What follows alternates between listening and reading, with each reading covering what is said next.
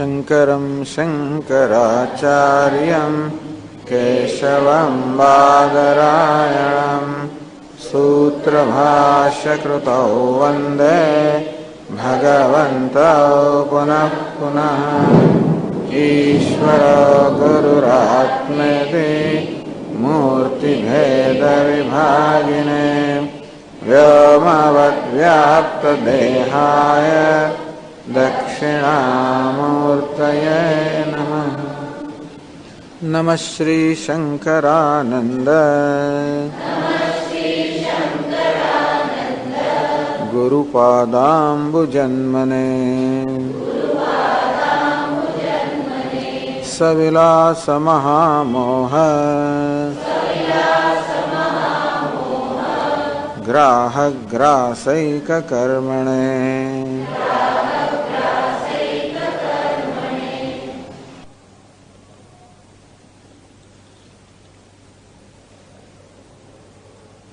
बसो ने 35 श्लोक है।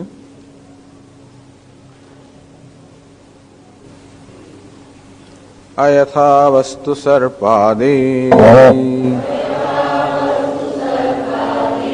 ज्ञानम हेतुः पलायने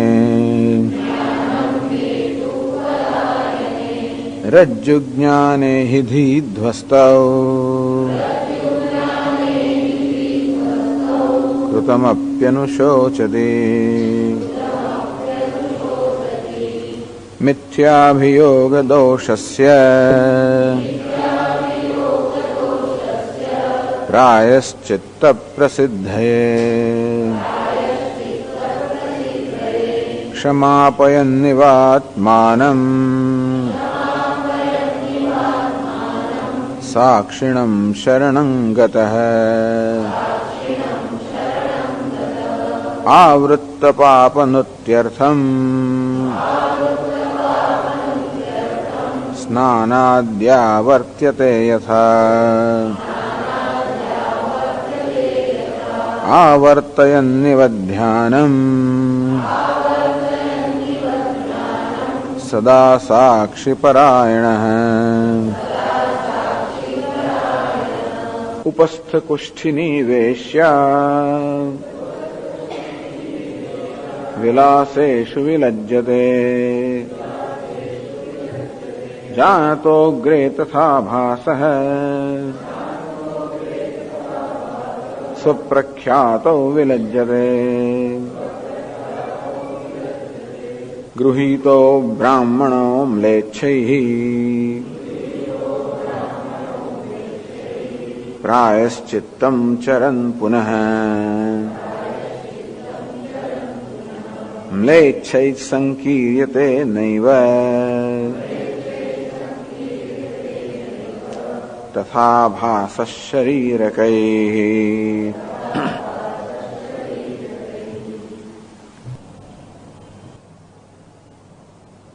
तो भ्रांति केवी रीते ज्वरનું સંતાપનું કારણ હોય છે અને જ્ઞાનથી કેવી રીતે સંતાપ દૂર થઈ જાય એ માટે દૃષ્ટાંત કહ્યું। ऐसा वस्तु सर्पादि ज्ञानम हेतु पलायने। જ્યાં રજ્જુ છે ત્યાં સર્પનો ભ્રમ જન્મે તો કેવી રીતે ભ્રમ જે અજ્ઞાનથી જન્મ્યો છે એ પલાયન વગેરેનું કારણ બને છે, સંતાપનું દુઃખનું કારણ બને છે। રજ્જુ જ્ઞાને અહિધિ ધ્વસ્તૌ અને ત્યાં જે પદાર્થ જે રજ્જુ એનું જ્ઞાન થાય ત્યારે સર્પનો જે ભ્રમ છે નિવૃત્તિ થાય। કૃતમ અપી અનુશોચતી ત્યાર પછી પોતાને પસ્તાવો થાય કે અરે શું કે હું કેવો ભાગી ગયો। તો ભ્રમને કારણે સર્પના ભ્રમને કારણે પલાયન થઈ ગયો। પછી જયારે ખબર પડી કે આ તો દોરડું છે, રજ્જુ છે, ત્યારે કેવો પોતાને સંકોચ થાય। અનુશોચતી આ કરેલાનો પણ શોક કરે અને એટલા માટે કહ્યું કે ભ્રમ ચાલુ થયું હવે કે જેવી રીતે કંઈક વારંવાર કશું પાપ કર્યું હોય એ પાપની નિવૃત્તિ માટે જેમ ગંગામાં કે એવી કોઈ પવિત્ર સ્થળે વારંવાર સ્નાન કર્યા જ કરે જેથી ખૂબ સમય સુધી આપણે કંઈ ખોટું કર્યું હોય અને એ પાપની નિવૃત્તિ માટે વારંવાર જેવી રીતે કંઈક સ્નાન વગેરેનો પ્રાયશ્ચિત્ત કરવું પડે। કનો અર્થ એ છે કે જે વસ્તુ આપણે લાંબા સમય સુધી કરી હોય એના નિવારણ માટે પ્રાયશ્ચિત્ત પણ કેટલાક લાંબા સમય સુધી કરવું પડતું હોય છે. તેવી રીતે આ સાક્ષી પર આ સુખિત્વ દુઃખિત્વ આ પ્રકારનો સંસારનો આરોપ બહુ લાંબા સમય સુધી કર્યો છે. આ માટે લાંબા સમય સુધી એણે અહમ બ્રહ્માસ્મિ, હું બ્રહ્મ છું, સોહમ, શિવોહમ એ પ્રકારના જ્ઞાનના પ્રવાહમાં વારંવાર ડૂબકી મારવી પડે. અર્થાત વારંવાર હું બ્રહ્મ છું એ પ્રકારનું સતત અનુસંધાન કરવું પડે.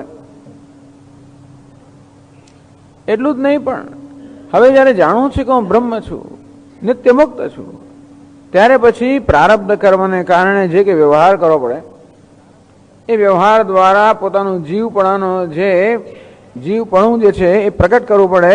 એની પણ એને ખૂબ લજ્જા આવતી હોય છે.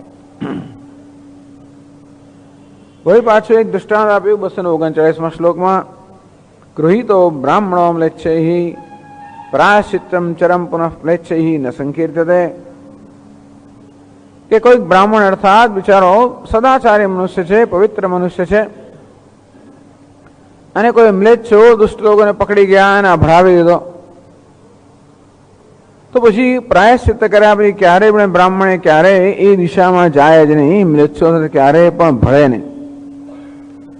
તેવી રીતે આ સ્થૂળ સૂક્ષ્મ કારણ શરીર મ્લેચ્છ સાથે અત્યાર સુધી આ ભળી ગયેલો. આમ આ ત્રણ દેહની અંદર અહમભાવ, એ અહમભાવ દ્વારા આ મ્લેચ્છો સાથે આત્માનું મિલન થઈ ગયું, જાણે કે ભળી ગયો, એને કારણે ગભરાઈ ગયો, સંસારી બની ગયો.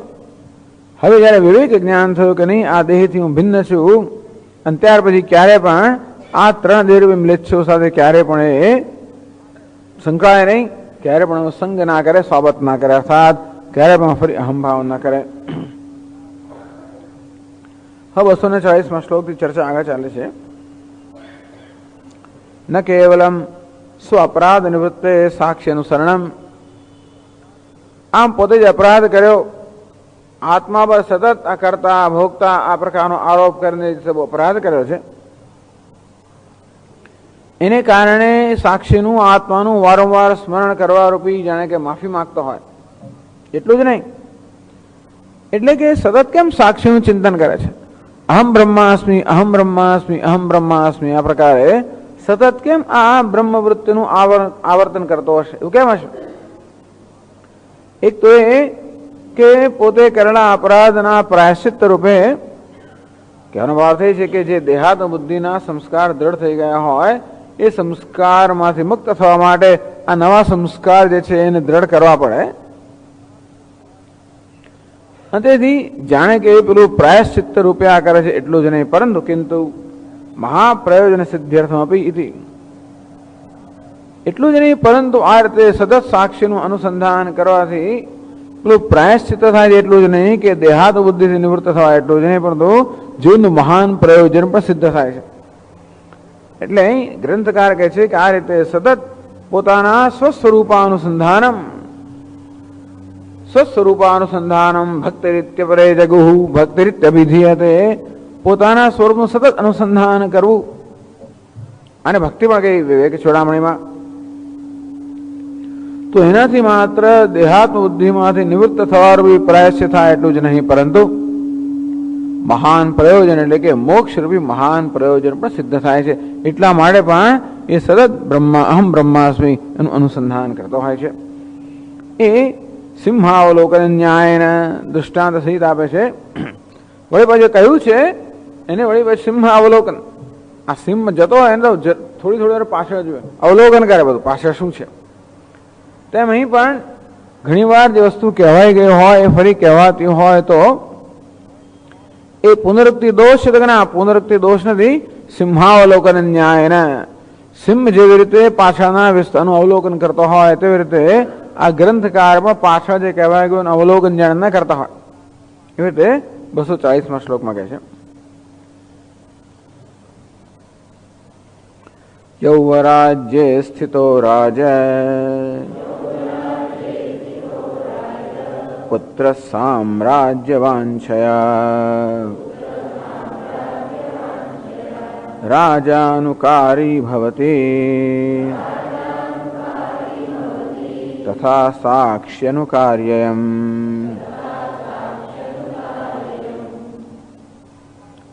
દૃષ્ટાંત આપે છે. યૌવરાજ્ય સ્થિતો રાજપુત્ર હૈ, તો રાજકુમાર જે હોય રાજપુત્ર એને યુવરાજ પદે સ્થાપિત કરવામાં આવ્યા. જેમ દશરથ રાજા રામચંદ્રજીને સ્થાપિત કરવામાં આવ્યા યુવરાજ પદે. એનો અર્થ એ થયો કે હવે એ રાજા બનવાનો છે. હજી રાજા બન્યો નથી, પણ પ્રિન્સ ઓફ વેલ્સ. આમ એનો અર્થ એ થયો કે ભાઈ આ પ્રિન્સ ઓફ વેલ્સ એટલે કે જ્યારે સમય આવશે ત્યારે એ રાજા બનશે. તો આ રીતે રાજકુમારને યુવરાજ પદે સ્થાપિત કરવામાં આવ્યો, અર્થાત એ ભવિષ્યમાં રાજા બનવાનો છે. તો રાજપુત્ર રાજકુમાર જે શું કરતો હોય છે, સામ્રાજ્યવાન છે, રાજાનુકારી ભવતી. એ અત્યારે વર્તમાન જે રાજા છે, ધારો કે પોતાના પિતા હોય તો વર્તમાન જે રાજા છે સતત એનું અનુસરણ કરતો હોય છે. રાજાનુકારી ભવતી, રાજાનું અનુસરણ કરનારો બનતો હોય છે, રાજાનું કહ્યું કરનારો બનતો હોય છે. કારણ કે એ પોતે પણ પોતાના પિતા જેવો જ રાજા બનવા માંગે છે. કારણ કે ભવિષ્યમાં પોતાને સામ્રાજ્ય પ્રાપ્ત થવાનું છે, સામ્રાજ્યવાન છે, આપણું સામ્રાજ્ય પ્રાપ્ત થવાનું છે. એની ઈચ્છાથી એ પણ રાજાનું અનુસરણ કરતો હોય છે, રાજાનું અનુકરણ કરતો હોય છે. એ રાજા કરે એવું જ કરવાનો પ્રયત્ન કરે. રાજા શું કરે, રાજા એવ પ્રજા રંજનાદિ ગુણવાન ભવતી. રંજનાત રાજા, જે પ્રજાનું મનોરંજન કરે, પ્રજાને સુખી કરે, એનું નામ છે રાજા. તો રંજનાત રાજા આ પ્રકારે સમજાવે છે, જે બીજાનું રંજન કરે, જે બીજાને આનંદ આપે, જે બીજાને સુખી કરે નામ રાજા. તો જે પોતાની પ્રજાનું રંજન કરતો હોય, પોતાની પ્રજાને સુખી કરતો હોય એને રાજા કહેવામાં આવે છે. તો તેવી રીતે આ યુવરાજના પદ પર સ્થાપિત થયેલો જે રાજપુત્ર કે રાજકુમાર છે એ પણ એ રીતે રાજા કરે. જે પ્રકારે તમે રામચંદ્રજીનું વર્ણન વાંચો તો એવું જણાશે કેવી રીતે એ પણ હંમેશા દાન આ બધું કર્યા જ કરતા હતા, જાણે કે રાજા જ ના હોય એવી જાતનું વર્તન કરે. આ રાજપુત્ર પણ જાણે કે રાજા હોય ને કેવું વર્તન કરે એ પ્રકારનું સતત વર્તન કરે છે, કારણ કે એ પોતે રાજા બનવા માંગે છે. એમ કરવાથી, આવું કરવાથી એને સામ્રાજ્ય, મહાન સામ્રાજ્ય પ્રાપ્ત થવાનું ફળ મળવાનું છે. તેવી રીતે તથા સાક્ષીનું કાર્ય, એમ તે રીતે આ જ્ઞાની પુરુષ પણ સાક્ષી અનુકારી, સાક્ષીનું અનુસરણ કરે છે. માત્ર સાક્ષીને યાદ કરે છે, એનું અનુસંધાન કરે છે એટલું જ નહીં, પરંતુ સાક્ષી એટલે કે પરમાત્મા, આત્મા જે પોતાનું વાસ્તવિક સ્વરૂપ છે એ રીતે જ વર્તવાનો પ્રયત્ન કરે છે. તો રાજા માટે જે સહજ છે, રાજપુત્ર માટે જેમ અનુસરણ કરવાનું મૂલ્ય બની જાય. હંમેશા એવું જ છે, જ્ઞાની પુરુષોના જે લક્ષણ હોય એમના માટે જે સહજ હોય, સાધકો માટેના મૂલ્ય હોય, એટલે કે પ્રયત્નપૂર્વક અનુસરણ કરવાનું મૂલ્ય હોય, જેથી જતે દાડા આપણે પણ એવા બનીએ. તેમ રાજપુત્ર પણ સતત રાજાનું અનુસરણ કરતો હોય છે, કારણ કે એક દિવસે એ વસ્તુ એના માટે સ્વાભાવિક બની જાય, સહજ બની જાય, અને તેથી એ રાજાની પદવી છે એમાં સહજ રીતે પ્રતિષ્ઠિત થાય. તેવી રીતે આ જ્ઞાની પણ સતત સાક્ષીનું પરમાત્માનું અનુસંધાન કરતો, અનુકરણ કરતો હોય તો પરમાત્માના જે સહજ સ્વભાવ એ પ્રકારનો સ્વભાવ પોતાના જીવનમાં એનું આચરણ કરવાનો પ્રયત્ન કરતો હોય. સાક્ષી અનુકારી એમ આ પણ સાક્ષીનું અનુકરણ કરનારો છે. એટલે હું સાક્ષી છું, હું શિવ છું, હું બ્રહ્મ છું, આ પ્રકારે સતત અનુકરણ કરનારો છે. નનું યુવરાજ કેવું સુંદર દૃષ્ટાંત આપ્યું છે. જે અત્યારે યુવરાજ છે ભવિષ્યમાં રાજા બનવાનો છે, અંતેથી ભવિષ્યમાં પોતે જે બનવાનો છે એનું અનુકરણ અત્યારથી જ કરે છે, જેથી એ ભવિષ્યનો સમય આવે ત્યારે સ્વાભાવિક રીતે એ પદ પર સ્થાપિત થઈ શકે. નનુ યુવરાજસ્ય રાજાનુસરણે સામ્રાજ્ય ફલમ દૃશ્યતે. ચાલો ભાઈ, આપણે યુવરાજનું દૃષ્ટાંત આપ્યું. એમાં તો આપણે જાણીએ છીએ, પ્રસિદ્ધ છે કે એ જ્યારે રાજા બનશે કે સમ્રાટ બનશે ત્યારે એના સામ્રાજ્યનું ફળ પ્રાપ્ત થશે. એ તો બરાબર છે.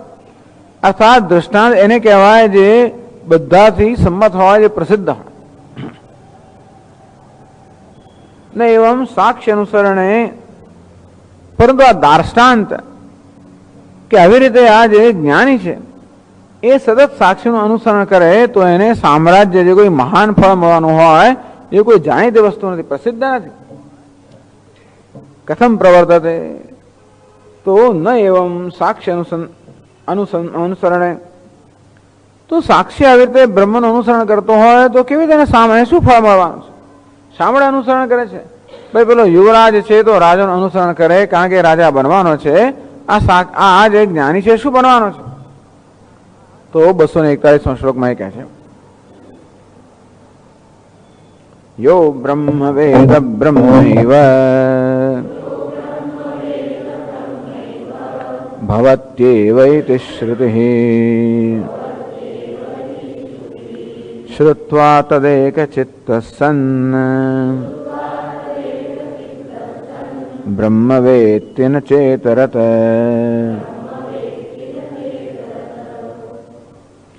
આ તો મુંડકોપનિષદનું વાક્ય છે.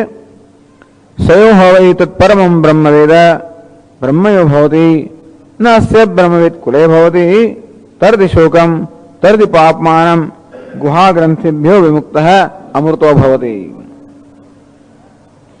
તો મુંડકોપનિષદમાં છેલ્લે કહેવામાં આવ્યું છે, સયો હવૈ તત્પરમં બ્રહ્મવેદ બ્રહ્મૈવ ભવતિ. જે પરમ બ્રહ્મને અભેદતયા જાણે છે, પરમ બ્રહ્મને આત્મ સ્વરૂપે જાણે છે, હું પરમ બ્રહ્મ છું એવું જ્ઞાન જે પ્રાપ્ત કરે છે, બ્રહ્મૈવ ભવતિ, એ સ્વયં બ્રહ્મ બની જાય છે.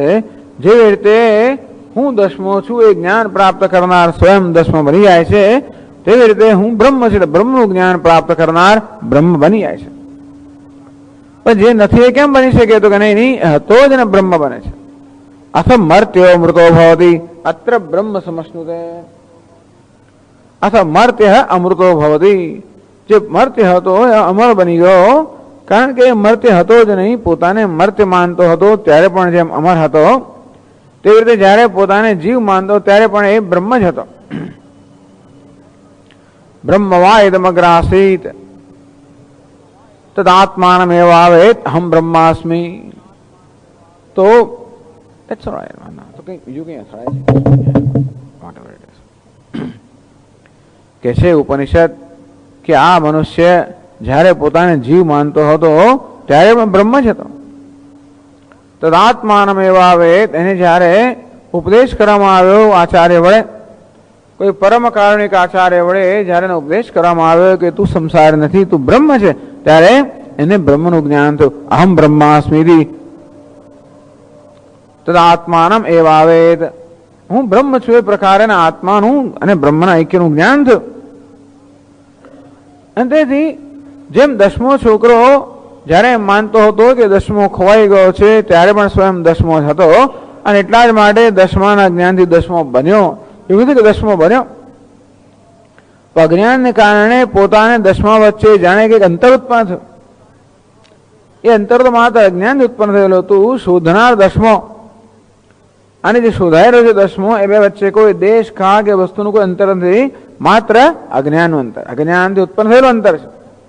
અને તેથી જ્ઞાનથી અંતર દૂર થાય અને એ જાણે કે હું દસમો છું. તેવી રીતે આ બ્રહ્મ જ્ઞાની પણ સ્વયં બ્રહ્મ છે જ. પોતાને જ્યારે જીવ કે સંસારી માને ત્યારે પણ બ્રહ્મ જ છે. અને એટલા માટે જીવ અને બ્રહ્મ વચ્ચે કોઈ અંતર નથી, કોઈ દેશનું કાળનું વસ્તુત્વનું અંતર નથી. અર્થાત બ્રહ્મ અન્ય દેશમાં હોય કે મૃત્યુ પછી અન્ય કાળે બ્રહ્મ પ્રાપ્ત થાય કે પછી કંઈક બની જાય મારામાં પરિવર્તન આવે તો હું બ્રહ્મ, એવું છે જ નહીં. દેશ કાળ કે વસ્તુ કશાનું કોઈ અંતર નથી, એક અજ્ઞાનનું અંતર છે. તો અજ્ઞાનને કારણે જેમ આ દસમો છોકરો પોતાને દસમાથી જુદો માને છે, દસમાને ખોવાઈ ગયેલો માને છે કે મરી ગયેલો માને છે કે ખોવાઈ ગયો એમ કરીને શોધી રહ્યો છે, તેવી રીતે આ જીવાત્મા અજ્ઞાનને કારણે પોતાને એ બ્રહ્મ ભિન્ન છે એમ માને છે અને બ્રહ્મને શોધી રહ્યો છે. બસ જ્ઞાન એ જ તો કે અજ્ઞાનને કારણે ઉત્પન્ન થયેલું અંતર, જે પ્રાપ્ત વસ્તુ પણ અપ્રાપ્ત છે એ પ્રકારનો ભ્રમ ઉત્પન્ન કરે છે, તો એ બ્રહ્મ જે નિત્ય પ્રાપ્ત છે એ જ પ્રાપ્ત થાય છે. સયો હવૈ તત્પરમં બ્રહ્મવેદ બ્રહ્મયો ભવતિ. અંતેથી જે પરમ બ્રહ્મને જાણે છે એ બ્રહ્મ બની જાય છે, કારણ કે જાણનાર સ્વયં બ્રહ્મ જ છે. નશ્ય અબ્રહ્મવિદ કુલે ભવતિ. ત્યાં સુધી પછી આ બ્રહ્મ જ્ઞાનની પ્રશંસા કરવામાં આવી. અસ્ય કુલે અબ્રહ્મવિદ ન ભવતિ. એના કુળમાં ક્યારે પણ અબ્રહ્મવિદ અર્થાત બ્રહ્મ ન જાણનાર હોય એવું કોઈ બનતો નથી. ટૂંકમાં એના કુળમાં જે પ્રકારનું કુળ હોય તો એનું શિષ્યની પરંપરામાં કે પુત્રની પરંપરાની અંદર ક્યારે પણ કોઈ અજ્ઞાની રહેતો નથી. તરતિ શોકમ તરતિ પાપમાનમ, એ બધા બ્રહ્મજ્ઞાની બધા શોકને તરી જાય છે, બધા પાપને તરી જાય છે. આ શોક એટલે શોકનું કારણ છે હતું અજ્ઞાન, એ અજ્ઞાન દૂર થવા માટે હવે શોકનો કોઈ સંભવ નથી. તરતિ શોકમ આત્મવેદ, આત્મજ્ઞાની શોકને તરી જાય છે. તરતિ પાપમાનમ, પાપને પણ તરી જાય છે. પાપને તરવાનું કારણ એક જ છે કે પોતે અકર્તા છે એ પ્રકારનું જ્ઞાન છે. અકર્તા અભોક્તા આત્માના જ્ઞાનને કારણે હવે હું પાપી કે પુણ્યશાળી એ પ્રકારના ભ્રમમાંથી મુક્ત થયો, એ પાપમાંથી મુક્ત થયો. ગુહા ગ્રંથિભ્ય વિમુક્ત અમૃતો ભવતી. આ ગુહા ગ્રંથિ, ગુહા એટલે પેલી કોષ પરંપરા, આ પંચકોષ યો વેદ નિહિતમ ગુહાયામ. આત્મા ગુહામાં અર્થાત હૃદય ગુહાની અંદર જાણે રહેલો છે બ્રહ્મ, આ હૃદય ગુહાની અંદર આત્મા સ્વરૂપે પ્રકાશે છે. ગુહા ગ્રંથિભ્ય, આ કોષ પરંપરા સાથે ગ્રંથિ એટલે તાદાત્મ્ય અધ્યાસ, અને ગ્રંથિ કહેવાય. બે વસ્તુ જોડાઈ ગઈ, ચિત્ત જળ ગ્રંથિ. આ ચિત્ત અને જળ બેનો ગ્રંથિ થઈ ગઈ, બંને વચ્ચે ગાંઠ પડી ગઈ, અર્થાત બંને જોડાઈ ગયા. આ ગ્રંથિ માત્ર અજ્ઞાનને કારણે છે. ગુહા ગ્રંથિભ્ય, ગુહા એટલે પંચકોષ પરંપરા, એમાં ગ્રંથિ એટલે તાદાત્મ્ય અધ્યાસ, એટલે પોતાને અન્નમય પ્રાણમય મનોમય વિજ્ઞાનમય વગેરે જાણવું. ગુહા ગ્રંથિભ્ય વિમુક્ત બ્રહ્મ પુચ્છમ પ્રતિષ્ઠા. તો વિવેકને કારણે ખબર પડે છે કે ખરેખર આ બધાની પ્રતિષ્ઠા, બધાનું અધિષ્ઠાન જે બ્રહ્મ છે એ હું છું. ગુહા ગ્રંથિભ્ય વિમુક્ત અમૃતો ભવતી. અને આ રીતે એ અમર બને છે. આવું મુંડકો ઉપનિષદમાં કહ્યું છે. કહેવાનો અર્થ એ છે કે આ બ્રહ્મ જ્ઞાનનું અને બ્રહ્મના અનુસંધાનનું મહાન ફળ છે.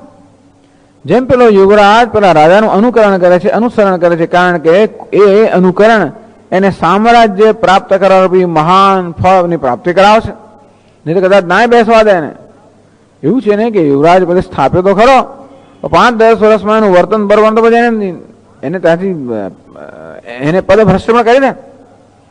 અત્યારે ઇંગ્લેન્ડમાં અત્યારે એક ચાલે છે ચળવા, આ ચાર્લ્સ છે ને પ્રિન્સ ઓફ વેલ્સ, એને ત્યાં રાજ ગાદી પર ન બેસવા દેવા.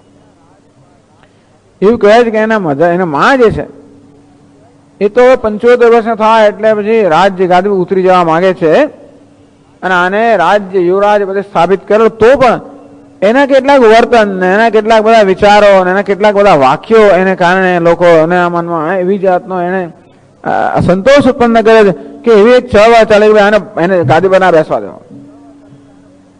આવું થાય. એટલે યુવરાજ ભલે એને યુવરાજ બધે સ્થાપિત કર્યો છતાં પણ જો રાજાનું અનુસરણ ના કરે, અર્થાત રાજા પણ યોગ્યતા પ્રાપ્ત ના કરે, તો શક્ય છે કે એને રાજ્ય ગાદી પર ન બેસવામાં આવે, દેવામાં આવે. એટલા જ માટે રાજાનું અનુકરણ કરે. તેવી રીતે આ જ્ઞાની પણ સતત સાક્ષીનું આત્માનું બ્રહ્મ અનુસરણ કરતા હોય છે, કારણ કે એને મહાન સામ્રાજ્યનું ફળ પ્રાપ્ત કર્યું. સામ્રાજ્ય તરતિ શોકમ તરતિ પાપમાનમ, એ શોકને તરી જાય છે, પાપને તરી જાય છે. ગુહા ગ્રંથિભ્ય વિમુક્ત. અહંકાર મમકાર આ પ્રકારની ગ્રંથિઓ, અંગ્રેજીમાં જેને કહેવાય કોમ્પ્લેક્સ, અનેક પ્રકારના કોમ્પ્લેક્સ ગ્રંથિઓથી આ મનુષ્ય સતત પીડાતો હોય છે. આ બધા પ્રકારના કોમ્પ્લેક્સ ગ્રંથિઓ, ગુરુતા ગ્રંથિ, લઘુતા જાતે ગ્રંથિઓ બધી છે, આ બધા પ્રકારની ગ્રંથિમાંથી મુક્ત થઈ જાય છે. અમૃતો ભવતી, એ અમર બની જાય છે, અથવા તો આનંદ સ્વરૂપ બની જાય છે. આવું મોટું સામ્રાજ્યનું ફળ છે, મોક્ષનું ફળ છે. બ્રહ્મ ભાવાદિ રૂપસ્ય ફલસ્ય શ્રૂયમાણત્વાત. અથા શ્રુતિમાં એટલે કે શાસ્ત્રમાં બહુ સ્પષ્ટ રીતે જણાવ્યું છે કે બ્રહ્મના જ્ઞાનથી આ બ્રહ્મ બની જાય, એને કારણે કયા પ્રકારનું ફળ એને પ્રાપ્ત થાય એ બહુ સ્પષ્ટ છે. કહેવાનો અર્થ એ છે, એટલે પ્રશ્ન એવો હતો કે પેલો યુવરાજ તો રાજાનું અનુકરણ કરે, સમજાય, કારણ કે બધા જ જાણે છે કે યુવરાજને સામ્રાજ્યની પ્રાપ્તિ થવાની છે, પરંતુ આ બ્રહ્મ જ્ઞાની સતત બ્રહ્મનું અનુકરણ કરે એમને શું મળવાનું છે, શું પ્રાપ્ત થવાનું છે, તો કે એવા પ્રસિદ્ધ છે. કદાચ આ બધા સામાન્ય જન્મો પ્રસિદ્ધ ના હોય, પણ શ્રુતિમાં તો પ્રસિદ્ધ છે. તરતિ શોકમ તરતિ પાપમાનમ ગુહા ગ્રંથિભ્ય વિમુક્ત અમૃતો ભવતી. આમ બ્રહ્મ બની જવામાં બધા શોકમાંથી પાપથી મુક્ત થઈ જાય, બધી ગ્રંથિઓ અર્થાત બધી અલ્પતાની લાગણીથી મુક્ત થઈ જાય અને સ્વયં અમર બની જાય, એટલે કે આનંદરૂપ બની જાય. એટલે જાણે છે, આ જ્ઞાની પુરુષ જાણે છે કે આવું ફળ છે, બ્રહ્મ બનવાનું આ પ્રકારનું ફળ છે. જેમ રાજા રાજપુત્ર જાણે છે કે રાજા બનવાનું પેલું મોટું ફળ છે સામ્રાજ્યની પ્રાપ્તિ, તેમ આ જ્ઞાની પુરુષ પણ જાણે છે કે બ્રહ્મ બનવાનું આ મહાન ફળ છે. ફલસ્ય શ્રૂયમાણત્વાત તત્ફલવાન છે. ટૂંકમાં એ ફળની ઈચ્છાથી, કયું ફળ? પરમ પુરુષાર્થ મોક્ષની પ્રાપ્તિ ફળની ઈચ્છાથી. સાક્ષ્ય અનુસરણે પ્રવર્તનમ યુક્તમ, અને તેથી એ યોગ્ય છે કે સાક્ષ્યનું બ્રહ્મનું અનુસરણ કરે. પેલા જીવત્વનું અનુસરણ ના કરે, પણ બ્રહ્મનું અનુસરણ કરે. જ્યારે જ્યારે પણ એવો ખ્યાલ મનમાં ઉપસ્થિત થાય કે હું જીવ છું, સંસારી છું, તરત ત્યાં આગળ હું બ્રહ્મ છું એ પ્રકારનું જે સત્ય છે એ સ્થાપિત કરે. જ્યારે જ્યારે પણ વિપરીત ભાવના જન્મે પૂર્વ સંસ્કારને કારણે, ત્યાં તરત જે સત્ય ભાવના છે બ્રહ્માસ્મિ એ તરત સ્થાપિત કરીને પેલી વિપરીત ભાવનું નિવારણ કરે. આ રીતે સતત બ્રહ્મનું સાક્ષ્યનું અનુસંધાન કરતો હોય. તો હવે એક પ્રશ્ન થયો, નનુ બ્રહ્મજ્ઞાનેન બ્રહ્મભાવ પ્રાપ્ત ચિદાભાસત્વ વિનશ્યેત. પરંતુ બ્રહ્મને જાણવાથી જો બ્રહ્મ બની જતો હોય તો હવે જીવ તો ના જ રહ્યો ને. આ જીવ બ્રહ્મ ક્યારે બની જાય? જ્યારે પોતાના જીવપણાનો ત્યાગ કરે ત્યારે ને, નહીં તો બ્રહ્મ કેવી બને? કશું બનવું હોય તો ભાઈ આ માણસ અપરિણિત છે, એ પરિણિત બને એટલે અપરિણિતપણનો ત્યાગ કરવો પડે, એમનું તો ના થાય. તેવી રીતે આ જીવ જ્યારે બ્રહ્મ બની જાય ત્યારે પોતાના જીવપણાનો ચિદાભાસનો તો નાશ જ થઈ જવાનો છે. ये आपका ब्रह्म कैसा है? ब्रह्म के साथ विवाह करने से जिसका विवाह हो वही नष्ट हो जाता है. बिचारो जीव ब्रह्म साथ विवाह करे અને બોલે આવો કેવો વિવાહ કે વિવાહ કરીને છેવટે પોતે नाश पामी जाए. ये वेदांती लोग तो जीव ब्रह्म के ऐक्य की बात करते हैं तो ऐसा होता है. એના કરતા ભક્ત લોકો જીવ અને બ્રહ્મ જુદા છે, તેથી ભગવાન સાથે જોડાવાથી હું તો રહું જ જેવો છું તેવો, પાછા ભગવાને મળે, બે વસ્તુ થાય. વેદાંતી લોકો નહીં નહીં નહીં, આ એવું જ આ એ પ્રકારનો વિવાહ છે, ગ્રંથિ છે બ્રહ્મ સાથે નહીં, જેમાં પછી કોઈ જીવ ભાવ રહેતો નથી. એટલે હવે જો ભાઈ પેલો યુવરાજ તો રાજાનું અનુસરણ કરતો હોય, અનુસંધાન કરતો હોય પેલા સામ્રાજ્ય ફળની પ્રાપ્તિ માટે, કારણ કે એ રહેવાનો છે. ટૂંકમાં રાજા બન્યા પછી યુવરાજ કે નાશ નથી પામતો, એ રાજ્ય પદ ભોગવા માટે, સામ્રાજ્ય ભોગવા માટે સ્વયં જીવવાનો છે, એ હયાત હશે ને. પરંતુ આ બ્રહ્મની પ્રાપ્તિ થયા પછી જો ચિદાભાસનું અસ્તિત્વ જ ના, તો એ બ્રહ્મ કે અમૃતત્વની માણવા માટે એનો અનુભવ કરો હયાત કોણ રહ્યું? તમે જે દૃષ્ટાંત આપ્યું યુવરાજનું, એમાં તો યુવરાજ રાજા બન્યા પછી હયાત રહેશે, માટે એ સામ્રાજ્યનો જે આનંદ છે ભોગવશે. પરંતુ આ જીવાત્મા તો બ્રહ્મ જ્ઞાન થયા પછી બ્રહ્મ બની જાય, તેથી જીવાત્મા પણ તો રહે જ નહીં. તો બ્રહ્મ જે આનંદમ બ્રહ્મણો વિદ્વાન, બ્રહ્મ જે આનંદ સ્વરૂપ છે એ આનંદ કોણ ભોગવશે? ભોગવનારો કોણ છે? બ્રહ્મ જ્ઞાનેન બ્રહ્મ ભાવ પ્રાપ્ત ચિદાભાસત્વ એવું વિનશ્યેત. તો પોતાનું જીવપણું, ચિદાભાસ પણ નષ્ટ થઈ જાય. અતઃ સ્વવિનાશાય કથમ પ્રવર્તતે. આ તો એવું થયું ને કે ભાઈ આ ચિદાભાસ કે જીવાત્મા પોતાના વિનાશ માટે જ પ્રવૃત્ત થયો છે. હું બ્રહ્મ છું આ પ્રકારના અનુસંધાનથી જયારે બ્રહ્મ બની જાય, એટલે કે એ બ્રહ્મીભૂત બને, પોતાના સ્વરૂપમાં જયારે નિષ્ઠા પ્રાપ્ત કરે, ત્યારે હવે જીવાત્મા રહ્યો નહીં. અંતેથી આ તો જાણી જોઈને પોતાનો નાશ નોતરે છે. આવું કોણ કરે? ઇતિ આશંકા, આ પ્રકારની આશંકાનો ઉત્તર આપે છે 242માં શ્લોકમાં કહે છે, દેવત્વ કામા હ્યજ્ઞાદૌ પ્રવિશન્તિ યથા તથા સાક્ષિત્વેનાવશેષાય સ્વવિનાશમ સવાંછતે.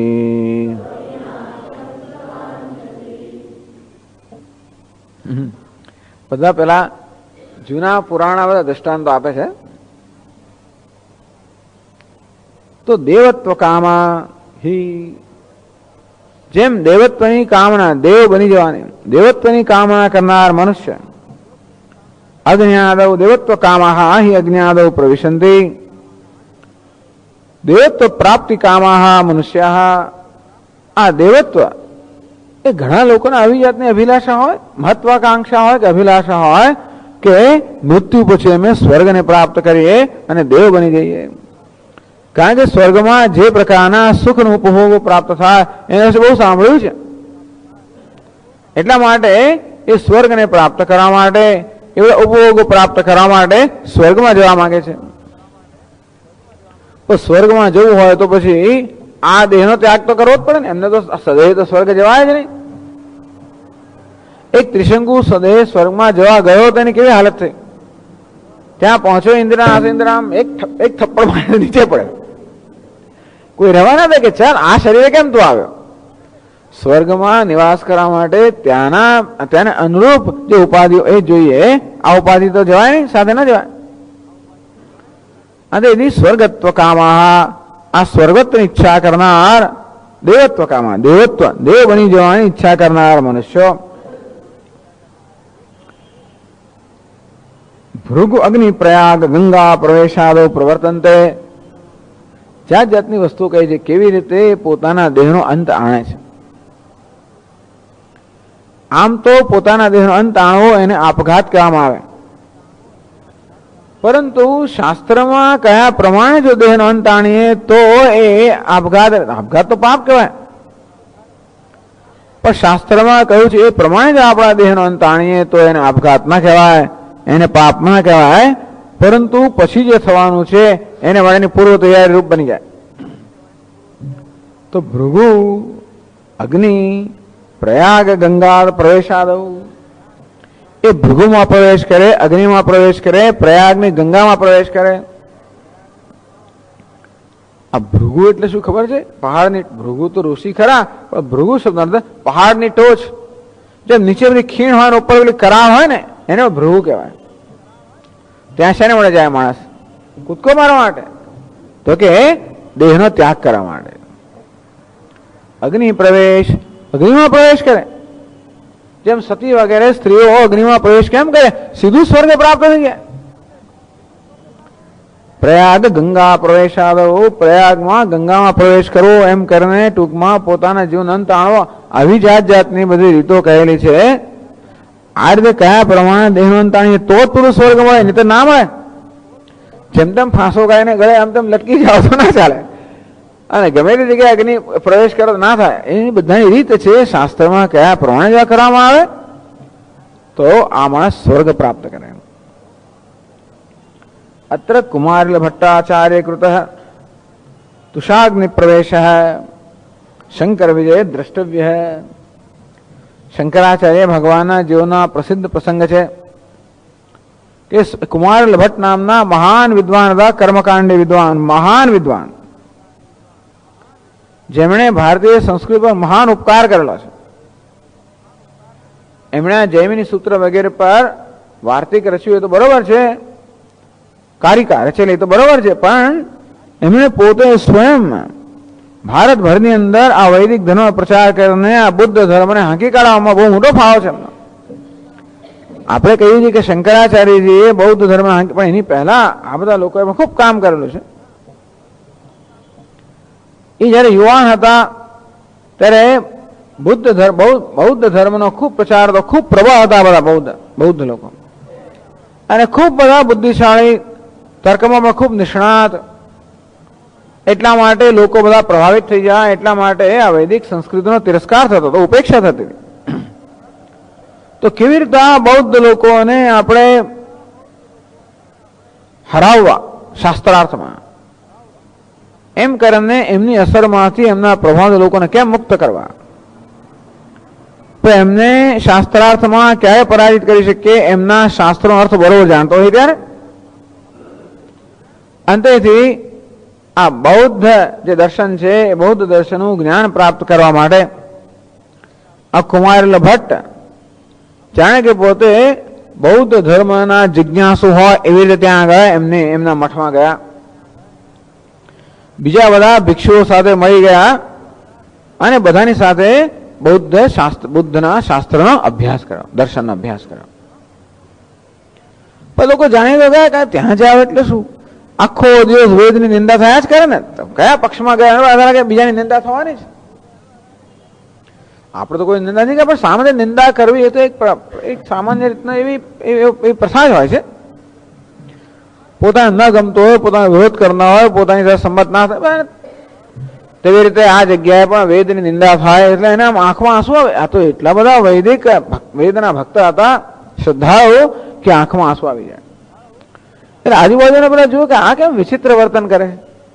આનંદ પામવો જોઈએ. આપણા વિરોધીનો જયારે આવી રીતે નિંદા થતી હોય ત્યારે આનંદ થવો જોઈએ. એને બદલે આ કેમ આની આંખમાં આંસુ આવે છે. તો ખબર પડી કે આ તો કઈ બનાવટી માણસ છે. જયારે જાહેર થઈ ગયું ત્યાર પછી એને સજા કરવામાં આવી. આની સજા શું? પહાડની ટોચ પરથી કૂદકો મારવો, ફેંકો એને ઉપરથી. બીજો કોઈ ઉપાય જ નતો. એમને ઉપરથી ધક્કો મારવામાં આવ્યો. ત્યારે એમણે મનમાં કહ્યું કે જો વેદમાં મને શ્રદ્ધા હોય તો મને કાંઈ ના થવું જોઈએ. અને એમને કાંઈ ના થયું. બોલો, જો જરા કંઈક સંશય, જો વેદમાં શ્રદ્ધા હોય તો એ જરાક સંશય બતાવે એટલા માટે એમને એક આંખ ફૂટી ગઈ એવું કહેવાય છે. આવા કુમાર ભટ્ટ બહુ જ મહાન વૈદિક સંસ્કૃતિના એક મહાન ઉદ્ધારક હતા, પ્રચારક હતા, અનુયાયી હતા. પરંતુ એમને આ વાતનું બહુ જ દુઃખ હતું કે પોતે આ રીતે વૈદિક બૌદ્ધ દર્શનનું જ્ઞાન પ્રાપ્ત કર્યું અને પછી બધી સભાઓમાં બૌદ્ધ ધર્મનું જ ખંડન કર્યું. એમ કરીને પોતાના ગુરુનો અપરાધ કર્યો. એ અપરાધના પ્રાયશ્ચિત્ત રૂપે એમણે અગ્નિ પ્રવેશ કર્યો. તો ડાંગરના પેલા ફોતરા હોય ને બધા, એ ડાંગરના ફોતરાનો મોટો ઢગલો કરવામાં આવ્યો. એને આગ લગાડવામાં. એ તો ડાંગરના ફોતરા ધીમે ધીમે ધીમે બળે, એના પર પોતે બેસી ગયા. ના રીતે અગ્નિ પ્રવેશ કર્યો. ધીમે ધીમે એમનું શરીર બળે. શંકરાચાર્ય જયારે પહોંચ્યા ત્યારે તો આવી રીતે અગ્નિમાં બેઠેલા હતા. એમનું કેટલુંક અંગ તો બળી પણ ગયું હતું. શંકરાચાર્યએ કહ્યું કે હું તો આપની સાથે શાસ્ત્રાર્થ કરવા આવ્યો છું, ચાલો હું જેનો છંટકાવ કરીશ આપના પર, આપ તો જીવંત થઈ જશો, ચિંતા ના કરશો. તો કે નહીં નહીં, મારે હવે એવું જીવંત થવું નથી. મેં તો નિર્ણય કરી લીધો છે મૃત્યુને ભેટવાનો, આ પ્રાયશ્ચિત્ત કરવાનો. પણ હવે મારી સાથે શાસ્ત્રાર્થ કરવાની કોઈ જરૂર નથી. મૃત્યુ સમયે મને આપના દર્શન થયા, એનાથી હું ધન્ય છું. મારો શિષ્ય છે મંડન મિશ્ર, એની સાથે તમે શાસ્ત્રાર્થ કરો. એને જો હરાવશો તો તમે ખરા કહેવાશો. એટલે આવી રીતે અગ્નિમાં પ્રવેશ કરવો એ પણ આ પ્રથામાં છે. અને કાશીમાં જઈને મરવું, ગંગામાં ડૂબી મરવું, અમુક આ પ્રકારના તો આવી રીતે એ રીતે પોતાનો પ્રાણનો ત્યાગ કરવો. તો ગ્રંથકાર દ્રષ્ટાંત આપે છે કેવી રીતે જયારે કોઈ મહાન વસ્તુ પ્રાપ્ત થવાની હોય ત્યારે કોઈ તુચ્છ વસ્તુનો માણસ ભોગ આપતો હોય છે. આ માણસ જાણે છે કે આ દેહનો ત્યાગ કરવાને, આ રીતે ત્યાગ કરવાને કારણે મને સ્વર્ગની પ્રાપ્તિ થશે, મને દેવતાનો દેહ મળશે અને ત્યાંના જે ભોગ છે એ ભોગ હું ભોગવી શકીશ. એ મહાન પ્રાપ્તિ થતી હોવાને કારણે એ પોતાના આ દેહનો, પોતાના શરીરનો, જીવનનો પણ ત્યાગ કરવા તૈયાર થઈ જાય છે. તે રીતે ચિદાભાસ પણ કરે. પ્રશ્ન એ હતો કે ચિદાભાસ જયારે બ્રહ્મ બની જાય ત્યારે ચિદાભાસ તો રહે નહીં. એનું જયારે અસ્તિત્વ જ ના રહે હવે તો પોતાના અસ્તિત્વનો ત્યાગ કરવા માટે કે વિનાશ કરવા માટે કોણ તૈયાર થાય? તો દૃષ્ટાંત આપવામાં કે જેવી રીતે દેહ બનવાની કામનાને કારણે મનુષ્ય કેવી રીતે અગ્નિ પ્રવેશ વગેરે કરીને પોતાના દેહનો ત્યાગ કરતો હોય છે, તો જ્ઞાન રૂપી અગ્નિમાં પ્રવેશ કરીને આ જ્ઞાની પુરુષ પોતાના દેહનો અર્થાત જીવત્વનો ત્યાગ કરે છે. કારણ કે બહુ અધિક ફળ મળવાનું છે. આ મર્ત લોકમાં જે પ્રકારના ભોગ પ્રાપ્ત એના કરતા કંઈક અનેક ઘણા બધા ભોગ સ્વર્ગમાં મળવાના છે.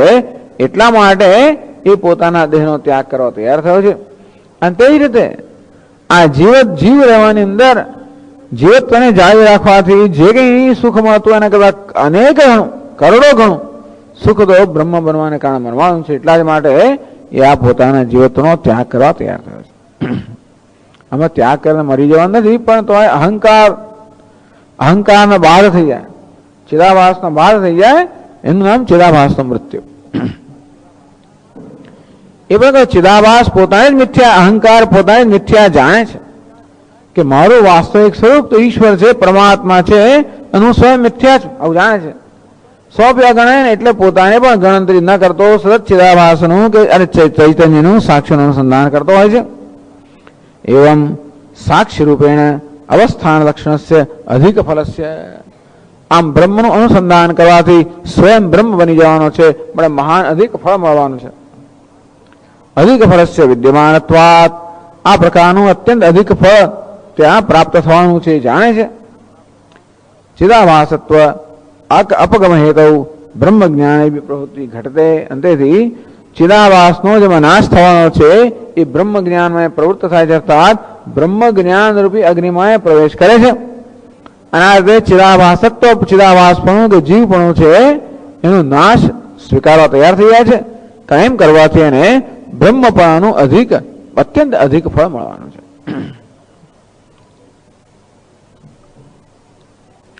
લો તો બ્રહ્મ જ્ઞાન રૂપી અગ્નિમાં પ્રવેશ કરીને એનું જીવપણું, ચિદાભાસપણું જતું તો રહ્યું કોણ હવે?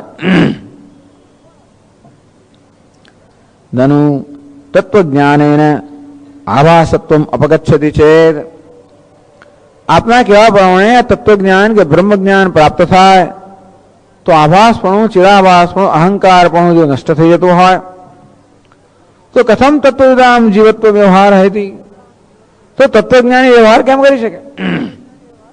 બ્રહ્મ જ્ઞાનથી જીવપણું જતું જ રહ્યું હોય તો પછી આ તત્વ વ્યવહાર કરનાર રહ્યું કોણ?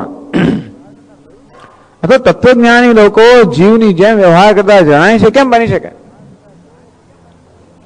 અથવા બીજા બધા જીવ જેમ વ્યવહાર કરતા હોય તેમાં તત્વજ્ઞાનીઓ વ્યવહાર કરતા હોય તો જ્યારે જીવ પણ નષ્ટ થયું ત્યારે છતાં પણ આ તત્વજ્ઞાનીઓ જાણે કે જીવ હોય એવો વ્યવહાર કરતા જણાય છે, એ કેમ બની શકે? હવે તો બ્રહ્મ વ્યવહાર કરવો છે ને, પાછો જીવ હોય, મરે અને ભૂખ લાગે ને તરસ લાગે, બધું થતું હોય, બ્રહ્મને ભૂખ લાગે? એ અશનાયા પીપાસે શોકમ મોહમ જા મૃત્યુમત્યેતિ, બ્રહ્મ તો અશના, ભૂખ, તરસ, શોક, મોહ, વૃદ્ધાવસ્થા, મૃત્યુ આ બધા ષડભૂમિથી પર છે.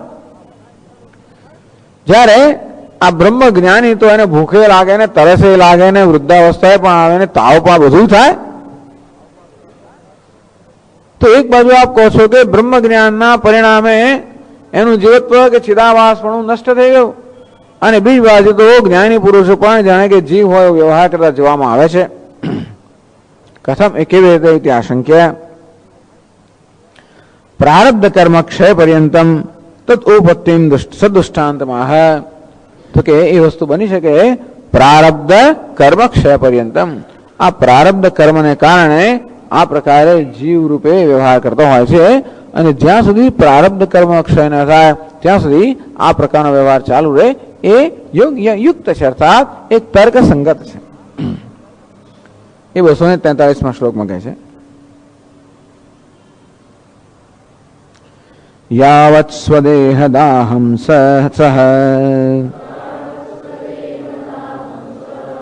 નરત્વમ નૈવ મુંચતે યાવદારબ્ધ દેહમ સ્યાત નાભાસત્વ વિમોચનમ. પછી દૃષ્ટાંત આગળ કહે છે યાવત સ્વદેહદાહમ, જો ભાઈ પેલો મનુષ્ય અગ્નિમાં પ્રવેશ તો કર્યો, હવે કુમારેલ ભટ્ટનો દૃષ્ટાંત આપ્યો, અગ્નિમાં પ્રવેશ કર્યો, પણ પેલા ડાંગરના ફોતરા તો ધીમે ધીમે બળે એમ આ અગ્નિમાં ધીમે ધીમે બળી રહ્યો છે. યાવત સ્વદેહદાહમ સહ નરત્વમ નૈવ મુંચતી, જ્યાં સુધી પોતાના દેહનો સંપૂર્ણ રીતે દાહ ન થઈ જાય, બળી ન જાય ત્યાં સુધી હજી પણ એ માણસ રૂપે માણસ પણ ચાલુ રહે છે. અર્થાત એ પોતાના મનુષ્યત્વનો ત્યાગ તો કરે છે. એ પોતાના મનુષ્યત્વનો ત્યાગ કરે ત્યારે એને દેવત્વ પ્રાપ્ત થાય. એ મનુષ્યત્વનો ત્યાગ કરવા માટે એને અગ્નિમાં પ્રવેશ કર્યો, પરંતુ મનુષ્યત્વનો ત્યાગ તરત થતો નથી, કંઈક સમય લાગતો હોય છે. અને તેથી જ્યાં સુધી એનો દેહ બળી ના ગયો હોય, આ દ્રષ્ટાંત છે આવું બધું, ત્યાં સુધી એનું હજી મનુષ્યત્વ ગયું નથી. નરત્વમ નૈવ મુંચતી, હું નર છું, મનુષ્ય છું, આ મનુષ્ય પણ હજી જતા આટલો સમય લાગે છે. યથા અજ્ઞાદૌ પ્રવિષ્ટ પુરુષ દાહાદિના સ્વદેહનાશ પર્યંતમ નરત્વમ નર વ્યવહાર યોગ્યત્વમ નૈવ મુંચતી. આ ઘણી વાર પેલી સતી સ્ત્રીઓ, બે સ્ત્રીઓ સતી થાય ને ત્યારે કઈ બહુ તરત ને તરત બળી ના જાય છે ને, બીજા બહુ દુઃખ થતું હોય છે, બહુ ચીસ થતી હોય એવું પણ થાય તો જોયું કે હજી એનું મનુષ્ય પણ ગયું નથી જ ગયું. એવમ યાવદ આરબ્ધ દેહમ સત્યા, તેવી જ રીતે આ જ્ઞાની પુરુષ મળે પણ જ્યાં સુધી એનો પ્રારબ્ધ કર્મ છે ત્યાં સુધી ન આભાસત્વ વિમોચન, ત્યાં જીવપણાનો કે ચિદાભાસપણાનો, અહંકારપણાનો કે જીવપણાનો હજી પણ ત્યાગ, એ ત્યાગ સતત આટલી વાર લાગે છે. જેવી રીતે આ મનુષ્ય અગ્નિમાં પ્રવેશ કરે તો પણ એના મનુષ્યપણાના ત્યાગને સમય લાગતો હોય, કારણ કે અગ્નિ એના દેહને ભરખી જાય એટલામાં સમય લાગે. તેવી રીતે આને જ્ઞાનાગ્નિ રૂપી અગ્નિમાં પ્રવેશ કર્યો છે, પરંતુ એનું આ ચિરાભાસપણું કે જીવપણું પૂરેપૂરું નષ્ટ થાય એટલા ત્યાં સુધી સમય લાગે.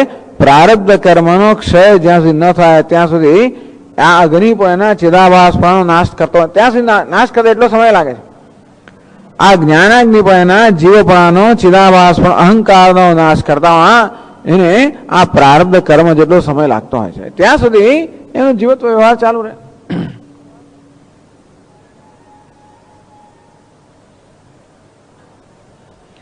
આ સમજાયું કે જ્યાં સુધી તો આ વાક્ય હોય જ ના છે કે ને, કિમ ઇચ્છન કસ્ય કામાય શરીરમ અનુસંજરેત, કયા વિષયની ઈચ્છા કરતો, કયા ભોગતાની કામના પૂરી કરવા માટે એ શરીરને અનુસરીને સંતાપ ભોગવે. એટલે જીવન તો છે પણ સંતાપ નથી.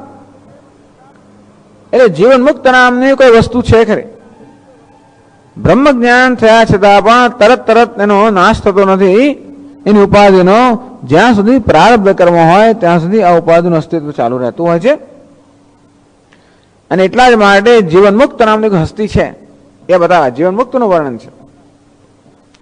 એટલે ગ્રંથકારે સમજાયો, આ તો ઘણી વાર ચર્ચાઈ ગયું છે. જેમ કુંભારનો ચાકડો હોય, બહુ જોરથી ફરતો હોય, એના ઘડો વગેરે કોઈ પાત્ર છે ઘડતો હોય, એનું ઘડવાનું કામ પૂરું થયા પછી પણ એ પેલો ચાકડો પહેલાની ગતિને કારણે, વેગને કારણે જે ફર્યા કરતો હોય જ્યાં સુધીનો વેગ પૂરો ન થાય ત્યાં સુધી, તેમ પ્રારબ્ધ કરવાનો વેગ જ્યાં સુધી પૂરો ન થાય ત્યાં સુધી આ ઉપાધિ ચાલ્યા કરતી હોય છે. હવે પેલા ચાકડાએ ફરીને હવે એને કશું કરવાનું નથી. પહેલા ચાકડો ફરતો હતો કારણ કે ઘડો વગેરેમાં ઘડાતો હતો, પરંતુ હવે ચાકડો ફરવાથી કશું કઈ સિદ્ધ કરવાનું નથી, બનવાનું નથી, કઈ મેળવવાનું નથી. છતાં આપણે પ્રારબ્ધ કરવાના વેગને કારણે ચાલુ રહે, એને આપણે જીવન મુક્તિ અવસ્થા કહીએ છીએ. તો હવે પ્રશ્ન કરે છે, નાનો ભોક્તૃત્વાદિ ભ્રમ ઉપાદાનસ્ય જ્ઞાનસ્ય નિવૃત્તત્વાત કથમ પુનઃ ભોગાનુવૃત્તિ. આપ તો કહો છો કે જ્ઞાનને કારણે આ ભોગતા કસ્ય કામાય, કયા ભોગતાની કામના પૂરી કરવા માટે એમ કહીને શ્રુતિ આ ભોગતાનો બાદ કરે છે, અપવાદ કરે છે. હવે કોઈ ભોગતા રહેતો નથી. જ્ઞાન થયા પછી કોઈ કરતા ભોગતા રહેતો નથી. કારણ કે આ કર્તૃત્વ ભોગતૃત્વ ભ્રમ છે, અને ભ્રમ અજ્ઞાનમાંથી જન્મેલો છે. અજ્ઞાન દૂર થવાને કારણે કર્તૃત્વ ભોગતૃત્વનો ભ્રમ જયારે દૂર થઈ ગયો ત્યારે ભોગતૃત્વ રહેતું નથી. આમાં અજ્ઞાન ઉપાદાન કારણ કહેવામાં આવે છે. આ ભ્રમ જે છે ને એ કાર્ય છે, એનું ઉપાદાન કારણ છે જ્ઞાન. તો નિયમ એવો છે કે ઉપાદાન કારણ નાશ થાય ત્યારે કાર્યનો નાશ થાય. જેવી રીતે આ તંતુ દાહે પટ દાહ, આ તંતુ ઉપાદાન કારણ છે, વસ્ત્ર કાર્ય છે. તો તંતુનો દાહ થઈ જાય તો વસ્ત્રનો દાહ થઈ જાય, કારણ કે ઉપાદાન કારણ નષ્ટ થાય તો કાર્યનો નાશ થાય.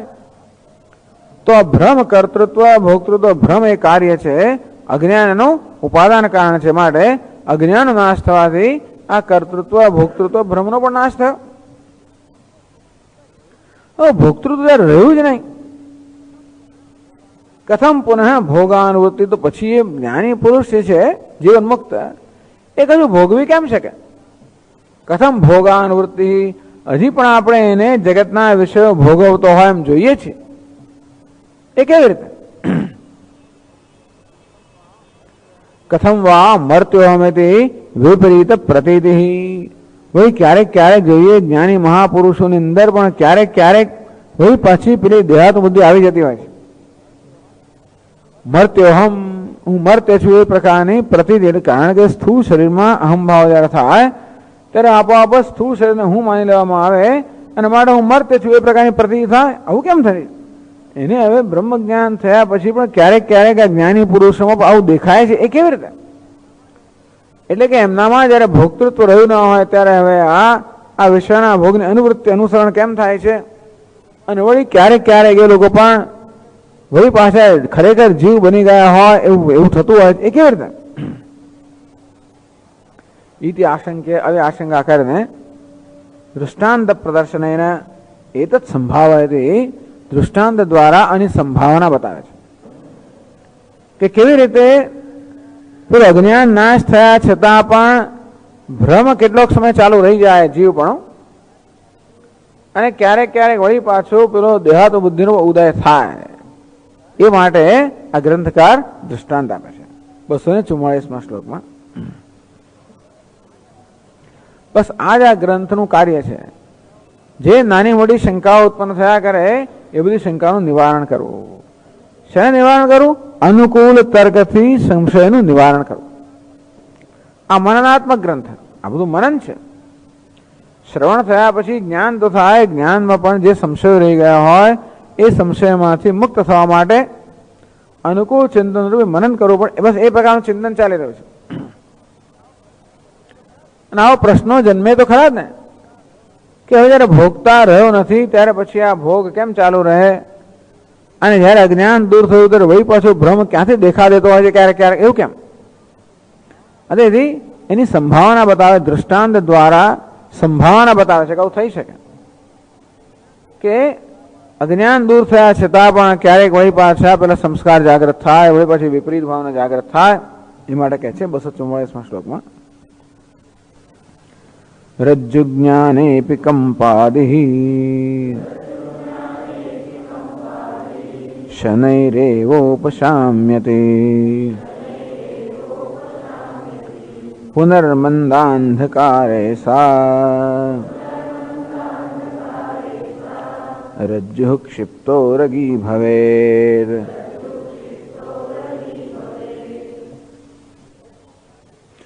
રજ્જુ જ્ઞાનેપી, હવે જ્યાં રજ્જુ કે દોરડું પડ્યું છે ત્યાં આપણને સર્પનો ભ્રમ થયો. એ સર્પના ભ્રમને કારણે ભય જન્મ્યો, કંપારી જન્મી, તો ધ્રુજી ગયો, કાંપી ગયો ભયથી. એટલો બિચારો ધ્રુજી ગયો. પછી એનો મિત્ર કે કેમ શું કે આટલું બધું શું, તો ભય આટલો કેમ લાગ્યો? આ સાપ છે સામે. એ મિત્ર પછી એને ટોર્ચ લાઇટ દ્વારા બતાવે કે આ સાપ નથી, આ તો દોરડું છે. હવે ધરપતથી સાપનો ભ્રમ જતો રહો, અને છતાં પેલો જે કંપ છે ને કંપા એ ચાલુ રહે છે, એ જતો નથી રહેતો. ઘણી વાર બનતું હોય છે કે આપણને એકદમ ભયંકર ઘોર કે સ્વપ્ન આવ્યું હોય, દુસ્વપ્ન, અને જાગી ગયા કે છતાં પણ પેલા સ્વપ્નની અસર કેટલોક સમય રહી જતી હોય છે, એનો ભય રહી જતું હોય. બાળક ઘણી વાર ડુસકા રડતું રડતું જાગે, અને ડુસકા ખાયા કરે, હજી તો જતું નથી. ભાઈ કયું જાગી ગયો હતું કઈ તો પણ પેલા અસર જેમ રહી જાય.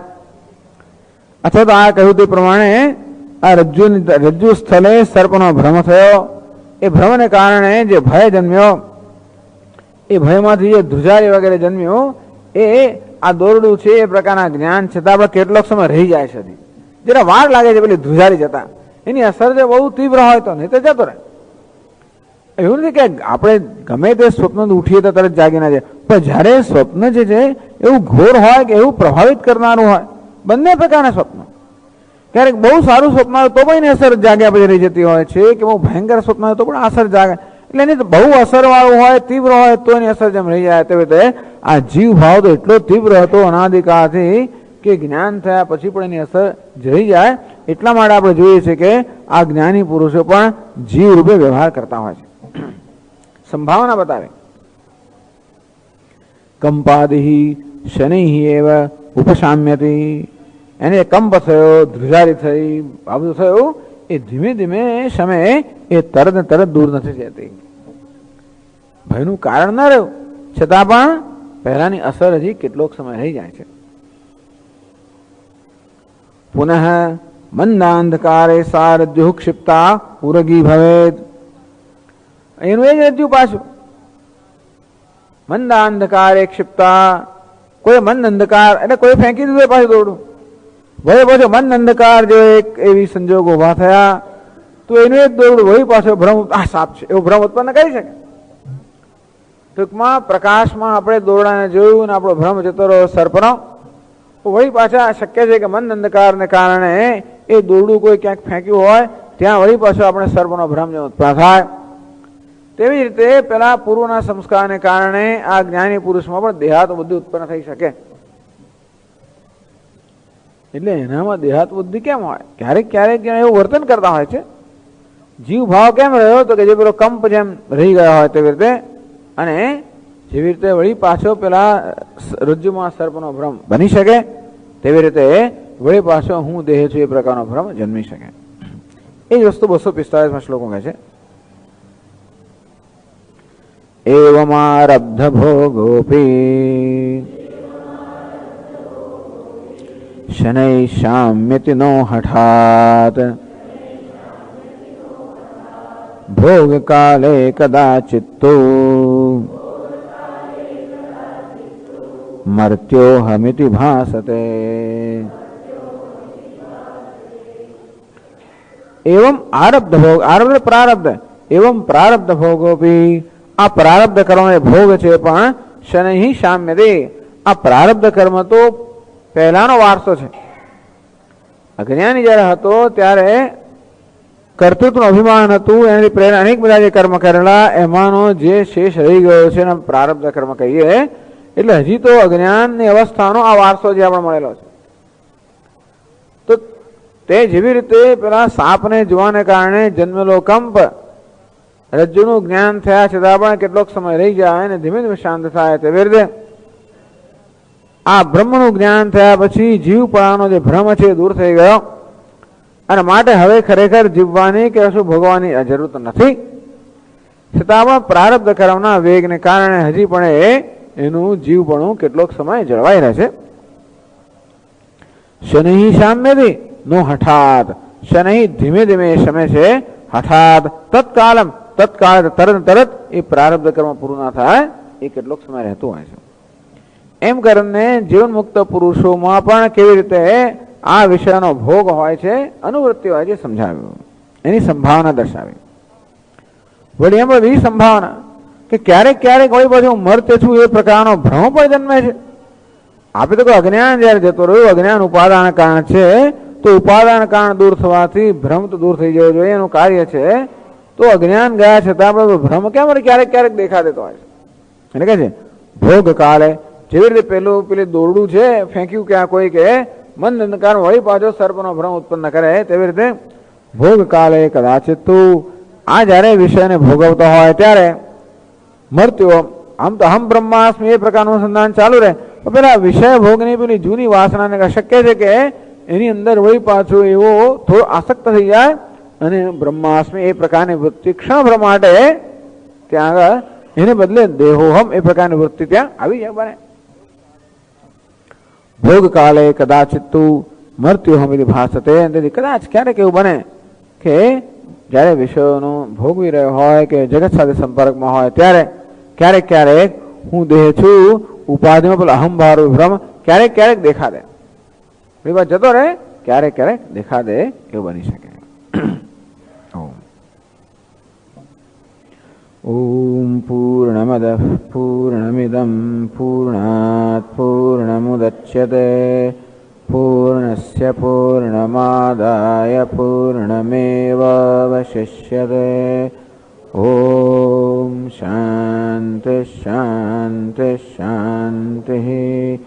શંકરં શંકરાચાર્યં કેશવં બાદરાયણં સૂત્રભાષ્યકૃતૌ વંદે ભગવन्तૌ પુનઃ પુનઃ.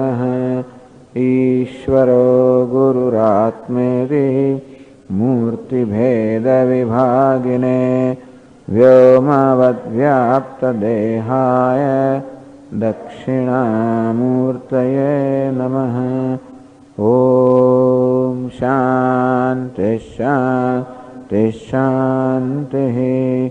हरिः ॐ श्री गुरुभ्यो नमः। हरिः ॐ।